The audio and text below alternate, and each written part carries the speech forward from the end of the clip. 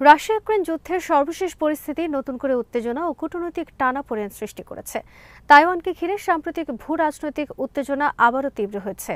Israel কোনো গণবিধ্বংসী অস্ত্র নিয়ন্ত্রণ বা নিরস্ত্রীকরণ চুক্তিতে যোগ দেয়নি। আসন্ন নৌবাহিনী দিবসকে সামনে রেখে নতুন সামরিক সরঞ্জাম উন্মোচনের প্রস্তুতি নিচ্ছে ইরানের নৌবাহিনী।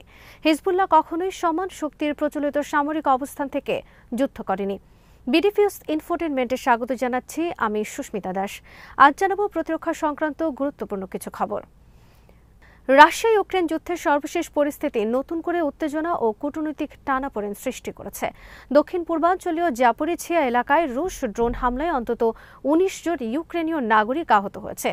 স্থানীয় প্রশাসন জানিয়েছে, বিভিন্ন আবাসিক এলাকা, বাজার সংলগ্ন অঞ্চল এবং অবকাঠামোতে হামলা চালানো হয়, যেগুলোর বেশিরভাগই ছিল রাশিয়ার সামরিক ড্রোন আক্রমণের ধারাবাহিকতা। রাশিয়ার অগ্রসরমান বাহিনী ইতোমধ্যে অঞ্চলের একাধিক গ্রাম, সড়ক সংলগ্ন কৌশলগত অবস্থান এবং লজিস্টিক রুটে চাপ বাড়িয়েছে। ইউক্রেনীয় কমান্ড বলেছে, দক্ষিণাঞ্চলের রুশ বাহিনীর অগ্রযাত্রা ঠেকাতে তারা প্রতিরক্ষামূলক অবস্থান জোরদার করলেও ড্রোন হামলার কারণে বেসামরিক হতাহতের সংখ্যা বাড়ছে। এদিকে চলমান যুদ্ধে যুক্তরাষ্ট্রের নতুন শান্তি উদ্যোগকে সামনে রেখে ইউক্রেন সরকার বলছে তারা ওয়াশিংটনের পরিকল্পনার মূল ভাবনার প্রতি সমর্থন জানিয়েছে। যুক্তরাষ্ট্রের প্রেসিডেন্ট ডোনাল্ড ট্রাম্প সম্প্রতি জানিয়েছেন, রাশিয়া ইউক্রেন যুদ্ধ বন্ধে অগ্রগতি হচ্ছে এবং তার প্রশাসন বিশেষ দূত স্টিভ উইটকফকে মস্কোতে পাঠিয়েছে প্রেসিডেন্ট ভ্লাদিমির পুতিনের সঙ্গে আলোচনা করতে। যুক্তরাষ্ট্রের এই উদ্যোগকে ঘিরে আন্তর্জাতিক অঙ্গনে নতুন আলোচনার সূত্রপাত হয়েছে। ইউক্রেন দাবি করছে তাদের সার্বভৌমত্ব, নিরাপত্তা, নিশ্চয়তা এবং সীমানা পুনঃস্থাপনকে কেন্দ্র করেই যে কোনো আলোচনার মেরুদণ্ড দাঁড়াতে হবে। তবে যুদ্ধক্ষেত্রে রাশিয়ার ক্রমশ শক্তিশালী অবস্থান এবং পশ্চিমা সামরিক সহায়তার গতি কমে যাওয়া, এই দুই বাস্তবতা শান্তি আলোচনায় ইউক্রেনকে চাপের মুখে ফেলছে। রাশিয়ার পররাষ্ট্র মন্ত্রণালয় যুক্তরাষ্ট্রের এই শান্তি প্রচেষ্টাকে ঘিরে ইউরোপীয় রাজনীতিবিদ ও গণমাধ্যমকে অভিযুক্ত করেছে।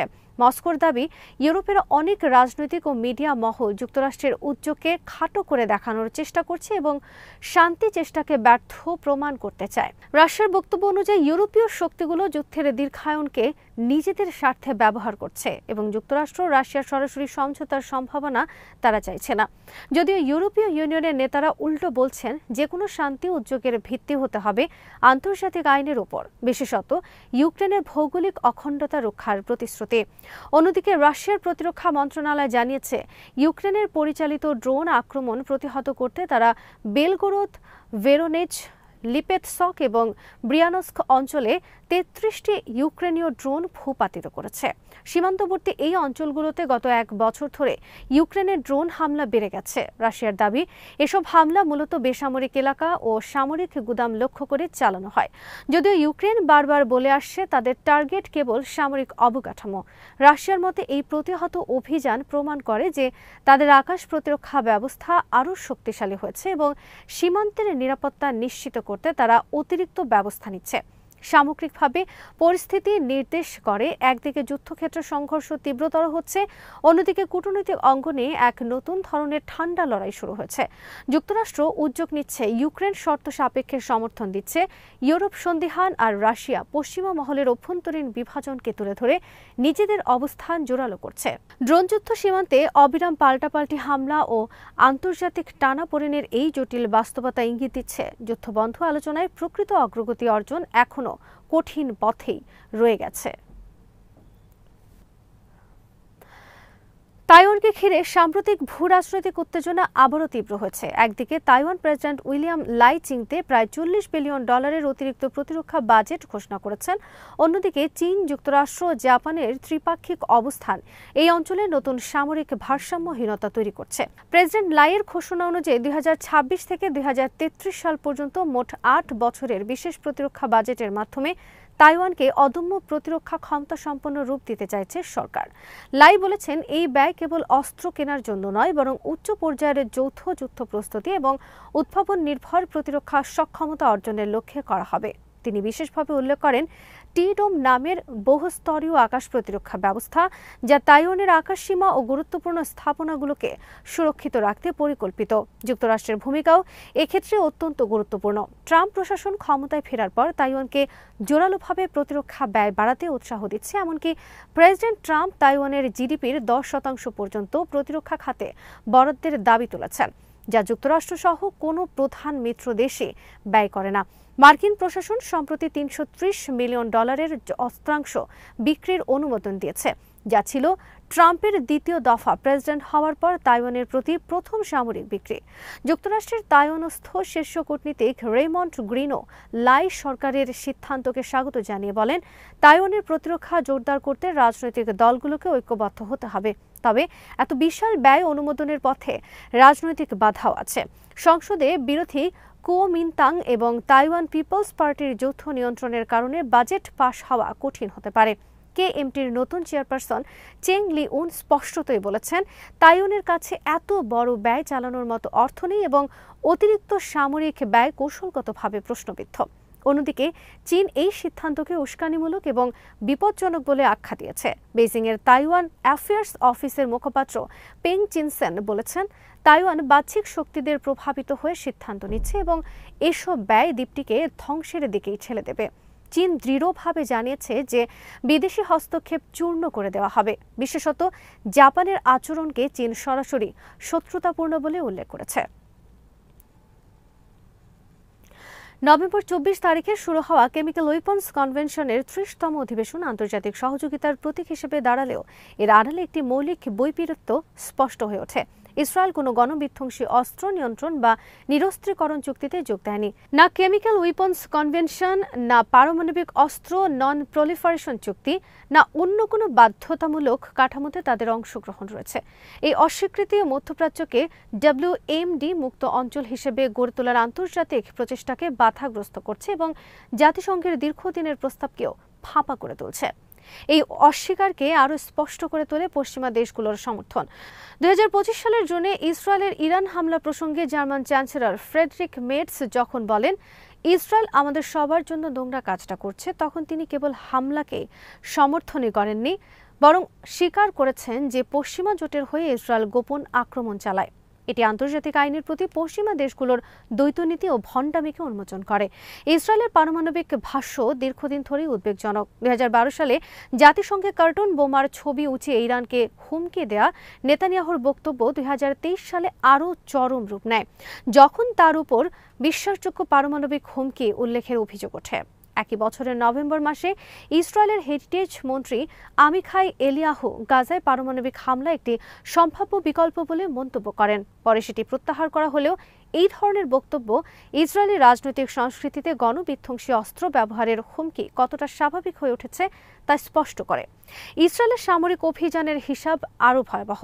গাজায় 2023 সালের অক্টোবর থেকে প্রায় 70,000 মানুষের মৃত্যু, লেবাননের 2 বছরে 4,000 মানুষের হত্যাকাণ্ড, এসবই দেখায় যে আইন বহির্ভূত শক্তি প্রয়োগ ইসরায়েলের সাধারণ অনুশীলন। পশ্চিমা অস্ত্রই এসব অভিযানের প্রধান শক্তি। যুক্তরাষ্ট্রের যুদ্ধবিমান, ইউরোপীয় ক্ষেপণাস্ত্র এবং গোলাবারুদ সবই ব্যাপক বেসামরিক ধ্বংসের হাতিয়ার হিসেবে ব্যবহৃত হয়েছে। এই দ্বৈত দায়মুক্তি ইসরায়েলের উপর আন্তর্জাতিক আইনের অনুপস্থিত চাপ এবং পশ্চিমাদের সরবরাহকারী হিসেবে দায় এড়ানো বিশ্ব ব্যবস্থার জন্য গভীর হুমকি। CSP-30 এ ইরানি পররাষ্ট্রমন্ত্রী আব্বাস আরাকচি ইসরায়েলের কনভেনশনে যোগ না দেওয়ার নীতি ও এর আঞ্চলিক প্রভাবের কথা তুলে ধরে এই সত্য আরও উজ্জ্বল করেন। ফেডারেশন অব আমেরিকান সায়েন্টিস্টস অনুযায়ী ইসরায়েলের প্রায় 90টি পারমাণবিক ওয়ারহেড থাকতে পারে। কিছু বিশ্লেষক সংখ্যাটি 200-এর কাছাকাছি বলে ধারণা করেন। কোনো নিরস্ত্রীকরণ কাঠামোতে যোগ না দেওয়া এবং অস্ত্র ভাণ্ডার গোপন রাখার নীতি ইসরায়েলকে শুধু মধ্যপ্রাচ্য নয়, বৈশ্বিক স্থিতিশীলতার অন্যতম প্রধান বাধা হিসেবে দাঁড় করিয়েছে। CSP-30 এর মতো সম্মেলনগুলো তখনই অর্থবহ হবে যখন এই বাস্তবতাকে স্বীকার করে আন্তর্জাতিক সম্প্রদায় সত্যিকারের জবাবদিহির দাবি তুলবে। ইরানের নৌবাহিনী আসন্ন নৌবাহিনী দিবসকে সামনে রেখে নতুন সামরিক সরঞ্জাম উন্মোচনের প্রস্তুতি নিচ্ছে, যা দেশটির সামুদ্রিক সক্ষমতা আরও শক্তিশালী করার ইঙ্গিত বহন করে। নৌবাহিনীর প্রধান রিয়ার অ্যাডমিরাল শহরাম ইরানি জানিয়েছেন, উচ্চ সমুদ্রে ধারাবাহিকভাবে অভিযান পরিচালনার জন্য আধুনিক ও প্রয়োজনীয় প্রযুক্তি থাকা অপরিহার্য। সেই লক্ষ্যেই নতুন নৌযান ও সরঞ্জাম শিগগিরই বহরে যোগ দেবে, যা শুধু ইরানের অর্থনৈতিক নিরাপত্তাই নয়, বরং বৈশ্বিক বাণিজ্য পথের সুরক্ষাতেও ভূমিকা রাখবে। তিনি জানান, ভারত মহাসাগর রিমের সব নৌ নিরাপত্তা কেন্দ্রে ইরান এখন তাৎক্ষণিক যোগাযোগ স্থাপন করতে পারে এবং প্রয়োজনে দ্রুত সহায়তা পাঠাতেও সক্ষম। গত বছর ইরান তাদের ১০০তম নৌ ফ্লোটিলা অ্যাডেন উপসাগরে পাঠায়, যেখানে জলদস্যুতার বিরুদ্ধে আন্তর্জাতিক অভিযানের অংশ হিসেবে ২০০৮ সাল থেকেই তার ধারাবাহিক উপস্থিতি রয়েছে। এই মোতায়েন কেবল ইরানের জাহাজ নয়, বৈশ্বিক বাণিজ্য পথের নিরাপত্তা নিশ্চিত করতেই গুরুত্বপূর্ণ ভূমিকা রেখেছে। বিশ্বের বিভিন্ন বন্দরে ইরানের নৌবহনের উপস্থিতি বৃদ্ধি পাওয়ায় তাদের সক্ষমতা ও কার্যক্রমের পরিধি উল্লেখযোগ্যভাবে বেড়েছে। জাতিসংঘের স্ন্যাপ ব্যাক নিষেধাজ্ঞা পুনর্বহালের বিষয়টি নিয়ে ইরানি কমান্ডার বলেন, এসব নিষেধাজ্ঞা তাদের সামুদ্রিক কার্যক্রমে কোনো বাধা সৃষ্টি করতে পারেনি। উদাহরণ হিসেবে তিনি ৮৬তম নৌ ফ্লোটিলার অভিজ্ঞতার কথা উল্লেখ করেন, যা প্রশান্ত মহাসাগরে থাকাকালে নিষেধাজ্ঞার মুখে পড়ে এবং পানামা খাল ব্যবহারের অনুমতি দেওয়া হবে না বলে জানানো হয়। যদিও ওই ফ্লোটিলার খাল ব্যবহারের পরিকল্পনা ছিল না, তবুও তারা বিভিন্ন দেশের বন্দরে থামতে পেরেছে এবং ইতিবাচক অভ্যর্থনা পেয়েছে। ইরানের নৌ ইতিহাসের সবচেয়ে উল্লেখযোগ্য ঘটনা ৮৬তম ফ্লোটিলার বিশ্ব পরিক্রমা সম্পন্ন করা। দেশীয় প্রযুক্তিতে নির্মিত দেনা ডেস্ট্রয়ার ও মাকরান ফরওয়ার্ড বেস শিপ নিয়ে গঠিত এই বহর ১৭ মে ২০২৩ সালে ২৩৬ দিনের ভ্রমণ শেষে ফিরে আসে। ৬৩,০০০ বর্গ কিলোমিটার পাড়ি দিয়ে তারা ভারত, প্রশান্ত ও আটলান্টিক মহাসাগর অতিক্রম করে ৪বার বিষুব রেখা অতিক্রম করে বিশ্ব ভ্রমণ সম্পন্ন করে।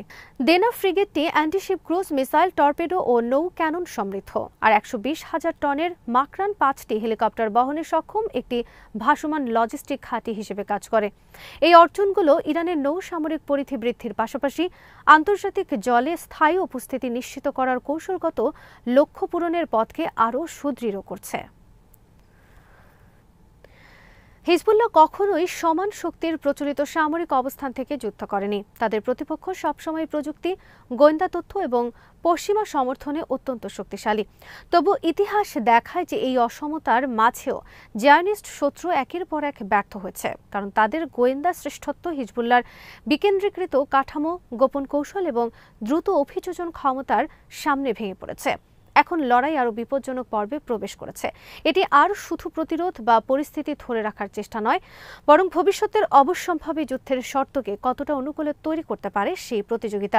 ইসরায়েল হত্যাকাণ্ড ও গোয়েন্দা আঘাতের মাধ্যমে প্রতিরোধ শক্তিকে দুর্বল করতে চায়, যাতে পরবর্তী বড় যুদ্ধ শুরুর আগে তারা সুবিধাজনক অবস্থানে যেতে পারে। এজন্য কমান্ডারদের হত্যা, সমন্বয় নেটওয়ার্ক ভেঙে দেওয়া এবং অভিজ্ঞ যোদ্ধাদের লক্ষ্যবস্তু করা হচ্ছে। কিন্তু প্রতিরোধ শক্তি নিষ্ক্রিয় নয়, তারা ধৈর্যশীল কৌশলে ক্ষমতা পুনর্গঠন করছে, নতুন কাঠামো তৈরি করছে এবং আগের অভিজ্ঞতা কাজে লাগিয়ে আরও শক্তিশালী হয়ে উঠছে। প্রতি মাসে প্রতিরোধ শক্তির প্রস্তুতি বাড়ছে, আরও স্থিতিশীল কমান্ড নেটওয়ার্ক, নতুন প্রজন্মের যোদ্ধা, বিস্তৃত ক্ষেপণাস্ত্র মজুত, উন্নত আকাশ প্রতিরক্ষা এবং প্রযুক্তি নির্ভর যুদ্ধ কৌশল। এ কারণেই ইসরায়েল খুব দ্রুত যুদ্ধ চায়, বিশেষ করে মার্কিন কংগ্রেসের মধ্যবর্তী নির্বাচনের আগে, যাতে রাজনৈতিক পরিস্থিতি বদলে যাওয়ার আগেই তারা উদ্যোগ নিতে পারে। প্রতিরোধ শক্তির শহীদ, কমান্ডার ও অবকাঠামোর ক্ষতি নিরর্থক নয়, বরং এগুলো একটি পরিকল্পিত বিনিময়। আজ ত্যাগ দিয়ে আগামী যুদ্ধে শত্রুকে আরও বড় মূল্য দিতে বাধ্য করার কৌশল। তাদের দুটি লক্ষ্য স্পষ্ট: যুদ্ধ শুরুর আগের মাঠকে নিজেদের পক্ষে সাজানো এবং শত্রুকে প্রতিটি আগ্রাসনের জন্য কৌশলগত মূল্য পরিশোধ করানো। লেবানন এখন যুদ্ধের আগে যুদ্ধ এর পর্যায়ে আছে, যেখানে প্রতিটি হত্যাকাণ্ড, প্রতিটি তথ্য ফাঁস, প্রতিটি রাজনৈতিক নড়াচড়া এবং প্রতিটি দিনের অগ্রগতি ভবিষ্যতের যুদ্ধের মাটিকে বদলে দিচ্ছে। প্রতিরোধও জানে কোনো সংঘাত আসছে, শত্রুও জানে এক পক্ষ সময় কিনছে, আরেক পক্ষ সময় চুরি করছে। আর যখন এই সংঘাত শুরু হবে, এটি সীমিত কোনো লড়াই হবে না, বরং এটি হবে একটি সিদ্ধান্তমূলক যুদ্ধ, যা নির্ধারণ করবে পশ্চিমা প্রভাব টিকে থাকবে কিনা, নাকি জনগণের ইচ্ছাকে ভিত্তি করে একটি নতুন আঞ্চলিক ভারসাম্য তৈরি হবে। আজ এখানে শেষ করছি। সমরাস্ত্র, প্রতিরক্ষা ও কূটনীতির নানা তথ্য জানতে চোখ রাখুন বিডিভিউস ইনফোটেনমেন্টে। চ্যানেলটি ভালো লাগলে সাবস্ক্রাইব করুন। সংযুক্ত থাকুন আমাদের ফেসবুক পেজে।